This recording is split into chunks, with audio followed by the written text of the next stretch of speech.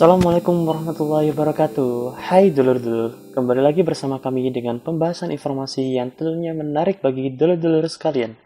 Sebelumnya kami ucapkan terima kasih kepada dulur-dulur sekalian karena telah menekan video ini. Yap, seperti di thumbnail kali ini kita akan membahas mengenai pembunuhan berantai yang dilakukan oleh Ted Bundy.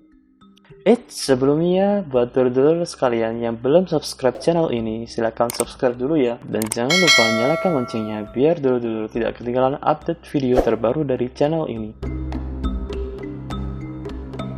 Ted Bundy merupakan seorang pembunuh berantai yang menghebohkan pada era tahun 70-an. Dia merupakan anak hasil dari hubungan terlarang. Sejak kecil dia diberitahu bahwa kakek dan neneknya merupakan orang tuanya, sedangkan sang ibu adalah kakak perempuannya. Jadi si Ted tidak diberitahu orang tua sebenarnya itu siapa. Di masa kecilnya dia menunjukkan gangguan kepribadian, atau biasa disebut sosiopat, di mana dia cenderung antisosial, melakukan tindakan tanpa peduli dengan dampak yang dilakukannya. Julia yang merupakan adik dari ibu Ted menceritakan hal aneh pada diri Ted. Ketika itu dia melihat Ted dalam kondisi telentang dan dikelilingi oleh beberapa mata pisau, dengan raut wajahnya yang tersenyum, seakan-akan dia itu bahagia. Aksi kriminalnya ia lakukan sejak duduk di bangku SMA, yaitu mencuri peralatan ski dan memalsukan tiket gondola. Kasus pertama Ted yang dikonfirmasi pada tahun 1974 ketika ia berusia 27 tahun. Pada saat dia menyerang apartemen Karen Park, dan beruntungnya si korban berhasil selamat meskipun dengan menjalani 10 hari perawatan. Sebulan kemudian, tepatnya di bulan Februari, Ted menculik Linda Ann Healy dengan menerobos ke apartemen Linda dan membunuhnya. Jenazahnya ditemukan di Taylor Mountain, tempat di mana Ted meninggalkan banyak korban. Di bulan November di tahun yang sama, Ted melakukan aksinya di mana dia berpura-pura menjadi seorang petugas polisi Roseland. Si korban yang bernama Daruns saat itu keluar dari mall dan Ted mendekati serta bercerita bahwa ada seseorang yang mencoba masuk ke dalam mobilnya. Padahal itu palsu. Si Daruns yang percaya akan hal tersebut mengikuti Ted memeriksa mobilnya. Ted pun menawarkan Daruns untuk melaporkan kejadian tersebut ke kantor polisi. Daruns yang merasa janggal dengan gerak-gerik Ted seketika berontak saat Ted mengeluarkan borgol. Dan untungnya ia berhasil melarikan diri. Ted melakukan aksinya kembali. Kali ini dia melakukan di daerah Midwest.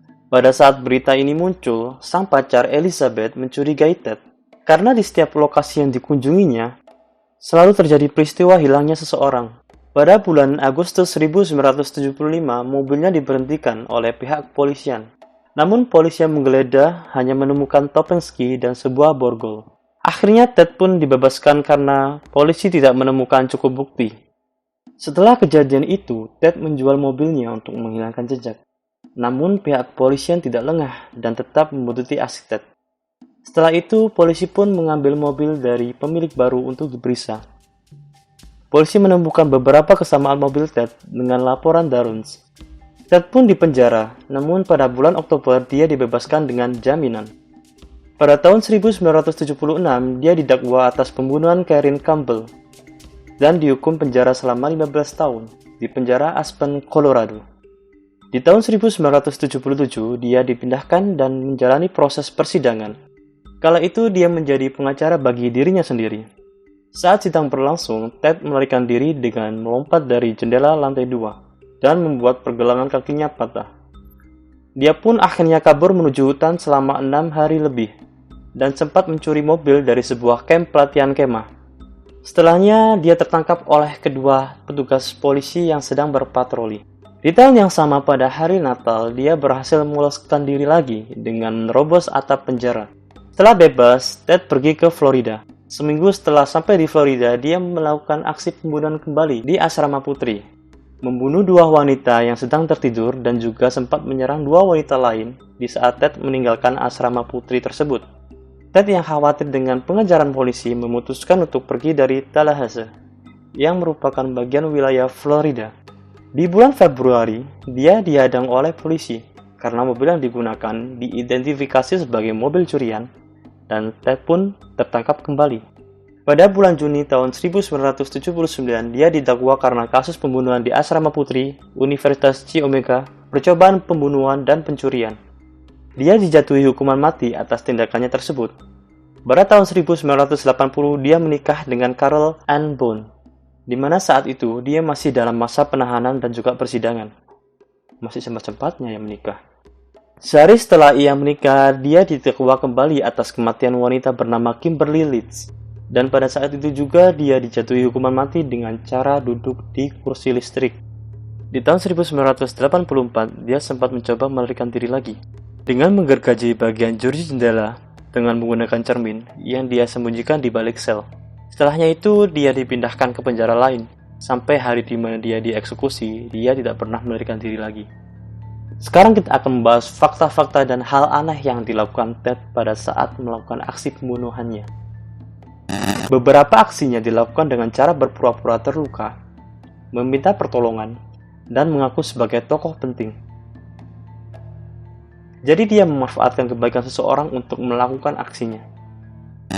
Ada sekitar 12 potongan kepala dari korban itu disimpan di apartemen Ted. Katanya sih buat kenang-kenangan. Banyak dari korban dibuang di daerah Taylor Mountain. Memiliki kelainan nekrofilia, yaitu memiliki ketertarikan terhadap mayat. Ted terkadang kembali ke tempat di mana dia membuang mayatnya dan melakukan hubungan intim dengan mayat tersebut. Dilansir dari informasi Unrule, yang merupakan penulis biografi Ted dan juga teman sekantornya, dia menggambarkan bahwa Ted itu sebagai seorang sosiopat sadis yang menikmati kesenangan dari rasa sakit korban hingga titik kematian. Diduga bahwa aksi pembunuhannya telah ia lakukan pada 1961 di usia 14 tahun, di mana kala itu ada kejadian hilangnya anak kecil yang berusia 8 tahun bernama Anbur.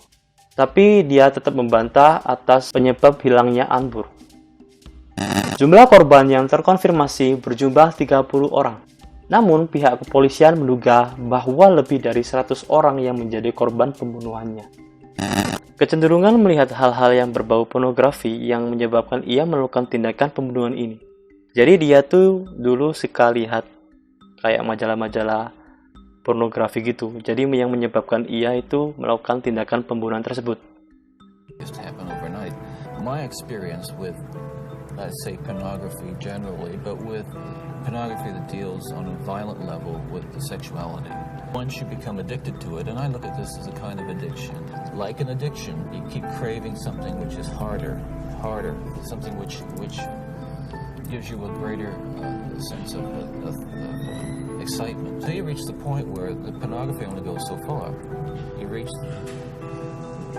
that jumping off point where you begin to wonder if maybe actually doing it will give you that which is beyond just reading about it or looking. There's no question about it. The FBI's own study on serial homicide shows that the most common interest among serial killers is pornography.